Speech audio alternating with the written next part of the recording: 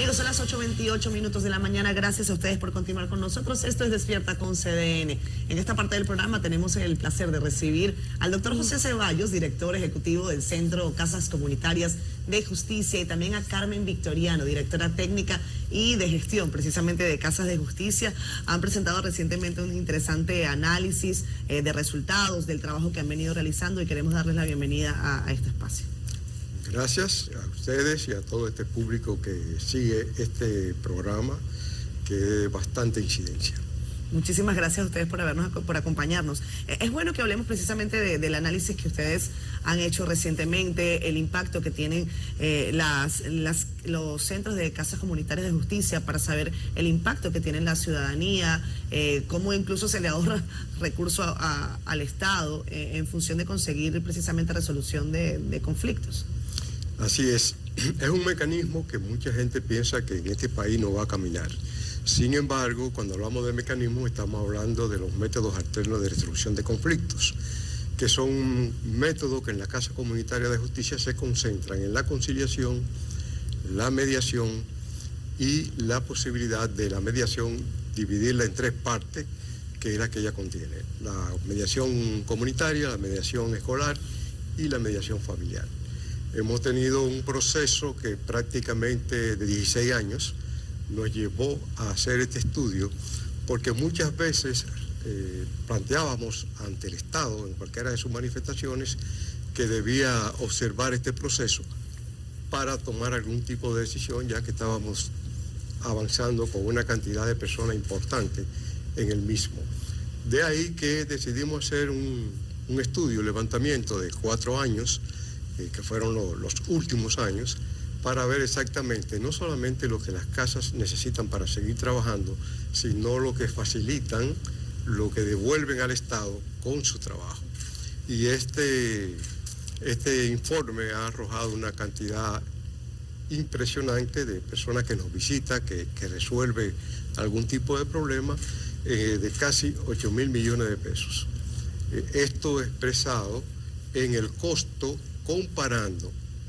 comparando lo que es el costo que tiene un ciudadano común cualquiera para poder llegar a justicia sin mucha seguridad de que va a salir con un resultado, y por el otro lado el trabajo que se hace ya en el terreno, ¿no?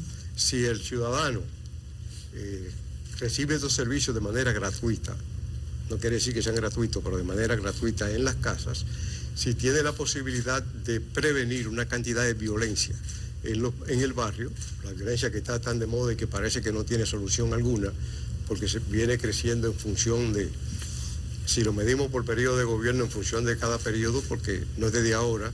Entonces hay que buscar algunos mecanismos que nos permitan ir superando esto. Y esto incluye entonces acciones en el barrio de todo tipo: culturales, de formación en derechos humanos, de formación en el área juvenil y la concentración en las escuelas. Entonces, ¿cómo se divide este impacto? Se divide en el costo, que es gratuito, se divide también en la prevención, que hemos tenido bastante información de esto, y las actividades de educación ciudadana que desarrollamos en cada sector. Esto tiene una gran connotación social.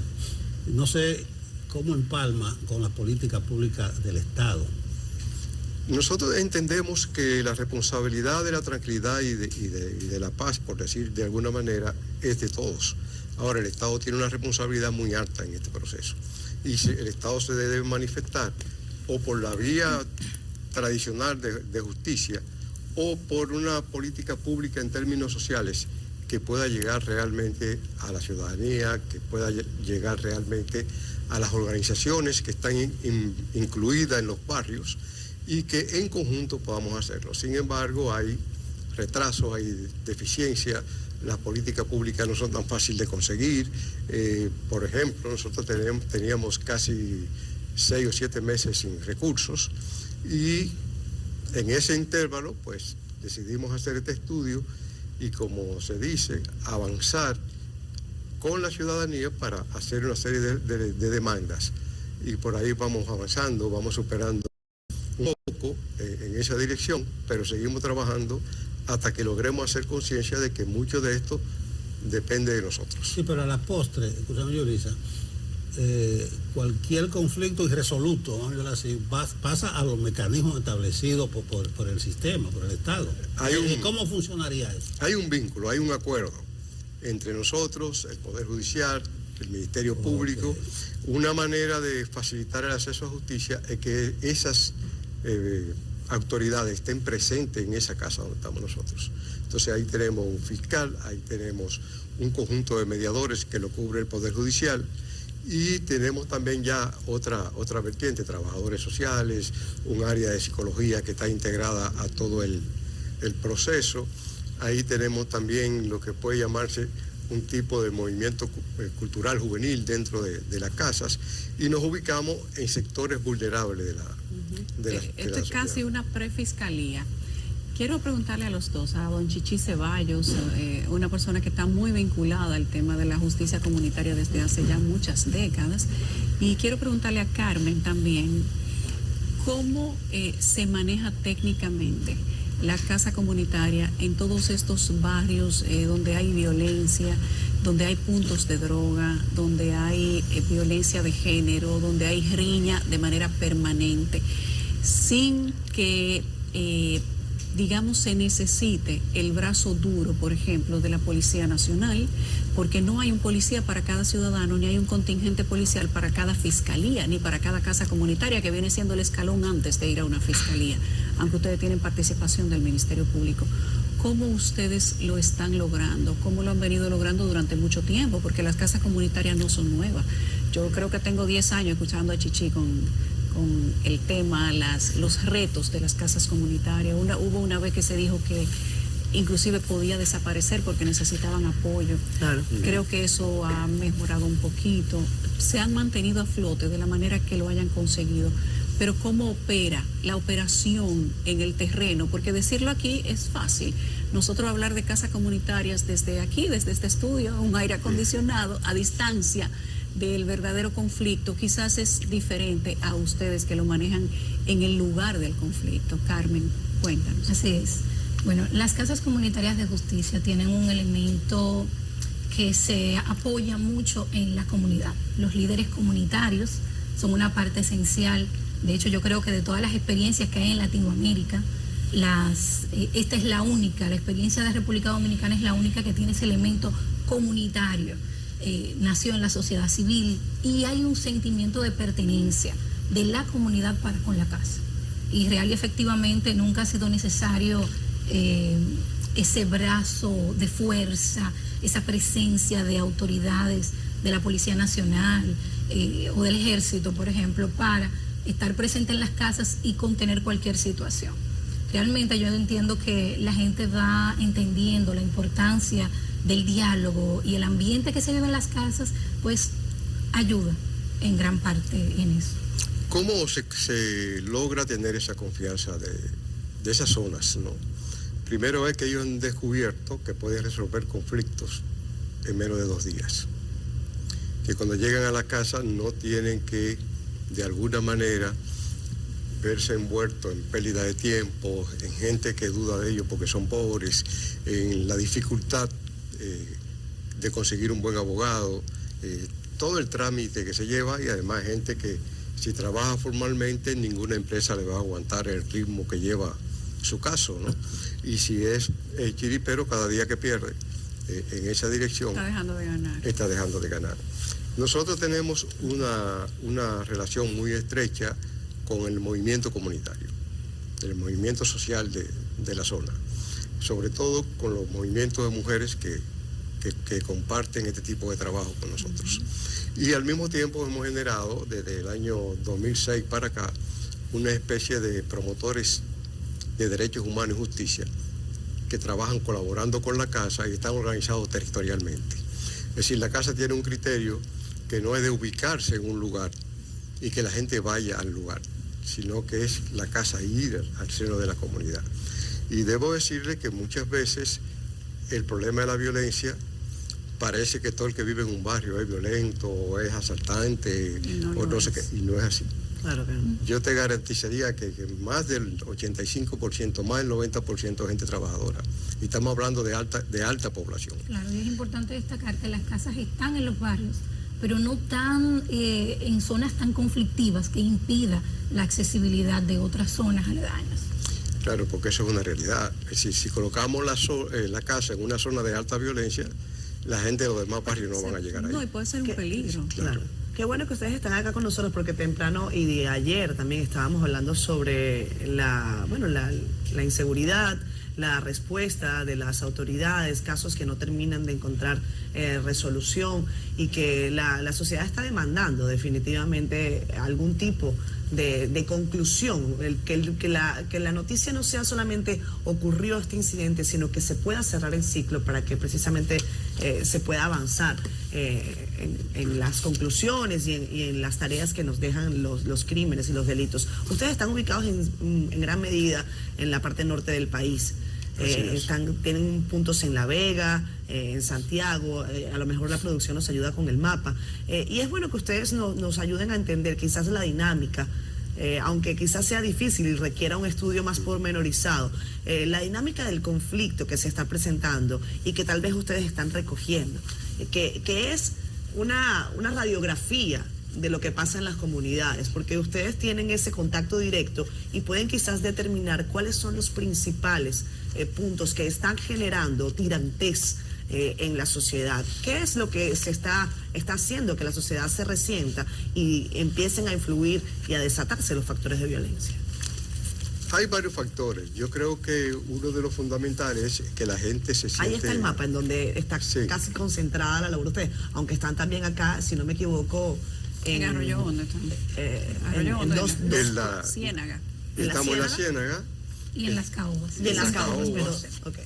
Y estamos con la oficina central aquí en Gasco, en la Oficina de Coordinación Nacional. Mire, yo pienso que hay un poquito de todo ahí. Y un todo se convierte en algo muy grande. En ese sentido, yo pienso que la gente tiene una visión de que los problemas solo se pueden resolver a través de la violencia.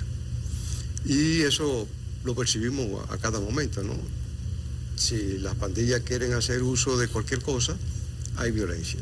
Si la gente misma poco a poco cree que puede resolver las cosas con violencia, sea en la familia, sea con el vecino, sea con, con otras personas que entienden que le afectan de alguna manera, entonces estamos creando sin darnos cuenta una sociedad de la violencia, que hace tiempo se le asignaba al Estado nada más. Pero ahora hay mucha gente con mucho poder que pesa en el barrio y que sigue utilizando el mismo método. El segundo factor es que las personas entienden que le está costando mucho vivir, económicamente, en términos de tiempo, en términos de soluciones, y se siente un poquito desamparada. Y esto ligado con buscársela como sea, y a través de la violencia, entonces genera una sociedad violenta. Y ese problema es el que está trayendo ahora una confusión tan alta que la gente dice, bueno, nos estamos volviendo locos, hay un problema de depresión, hay un asunto que ahora mismo se está describiendo, digamos, por los expertos, pero no tiene fácil solución a no ser que se trabaje con las mismas personas, con la misma gente. Por eso nosotros trabajamos con psicólogos dentro de la casa, con trabajadores sociales, con dirigentes comunitarios y vamos generando una dinámica de confianza, porque para entrar a la casa no hay que ir ni yendo al salón 2 días antes, ni contar cantidad de ropa y cosas por el estilo. La casa pretende ser una casa de diálogo, pero que no se puede ver como problema. Entonces por ahí se van juntando esta dinámica y vamos logrando una articulación muy importante con las comunidades. Sí, acabamos, pero yo quisiera hacer 3 preguntas por el precio de una. Yo les regalo 4. No, la territorialidad, si ustedes tienen plan de expandirse a otros puntos, si está en proyecto. Segundo, cuál es el tipo de conflicto que más sobresale. Y tercero, si ustedes tienen informes con los índices, las estadísticas que le permitan elaborar políticas. Todos los meses hay una información estadística de las 9 casas. Crecer es importante, pero los recursos estarían como elemento fundamental, porque hay profesionales ahí dentro. Aunque la mayoría, fruto de la coordinación, está de alguna manera soportado por el mismo Poder Judicial en términos de mediación, la Fiscalía en términos de los fiscales, pero hay un conjunto de personas que trabajan ahí que se han ido manteniendo, como el Moriviví, Sí. pero se mantienen. Veo que esos mediadores ganan aproximadamente 25.000 pesos, cuando un mediador del Poder Judicial Formal puede ganar entre 60 y 80.000 pesos. Yo pienso que estamos logrando, solo que va lento. El Poder Judicial acaba de nombrar 4 mediadores más y lo ha puesto a un nivel de, en términos de salarial, de lo que pudiera tener en el mismo Poder Judicial, ¿no? Claro. Entonces ahí hemos tenido un reconocimiento después de la crisis importante. Los fiscales también que están allí no lo pagamos nosotros, lo paga la Procuraduría, Claro. lo paga el Ministerio Público, y el resto ya lo vamos cubriendo por un problema casi de principio de nosotros mismos. Así, los componentes de la Dirección Nacional, una parte voluntaria, y los técnicos, estamos cubiertos, pero hasta este momento no procede de alguna de esas instituciones que pueda cubrir el pago de lo que están coordinando. Muy bien. ¿Cuál es el conflicto, queja o dificultad predominante que va a la gente? Carmen puede darle una serie de detalles porque ella tiene una experiencia que la seguimos en la casa. Ella entró como, no voy a decir los años, porque siempre me pelea cuando salimos. Pero lo principal es, Carmen. Los principales temas son temas familiares, familiares y comunitarios. Esos temas de partición de bienes, que podríamos decir que en principio no tienen un asidero legal, una posibilidad de acceder a la justicia formal.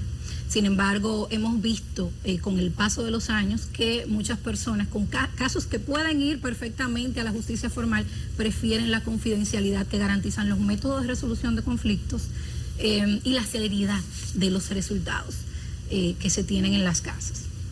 Pero en el ámbito comunitario podríamos decir conflictos entre vecinos, un tema de linderos, un tema del uso de un espacio común, un tema de inquilinato y un tema de deudas, podríamos decir.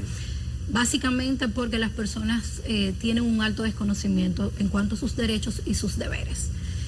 Pero la mayoría de los conflictos que atendemos en las casas son conflictos convivenciales. Claro. Y las estadísticas están ahí del Observatorio de Seguridad. Pero que si se atajan a tiempo. Exactamente, pueden evitar desencadenar en una situación insostenible. Y es de destacar, José, Carmen, que lo que veo en el análisis es que es muy efectivo el proceso, el mecanismo. 85% de los casos se resuelven en una primera visita, algo que es loable. Gracias a ambos, Carmen, José, por habernos acompañado durante esta mañana. Que tengan feliz resto de la jornada y suerte. Gracias a ustedes. Vámonos a pausa.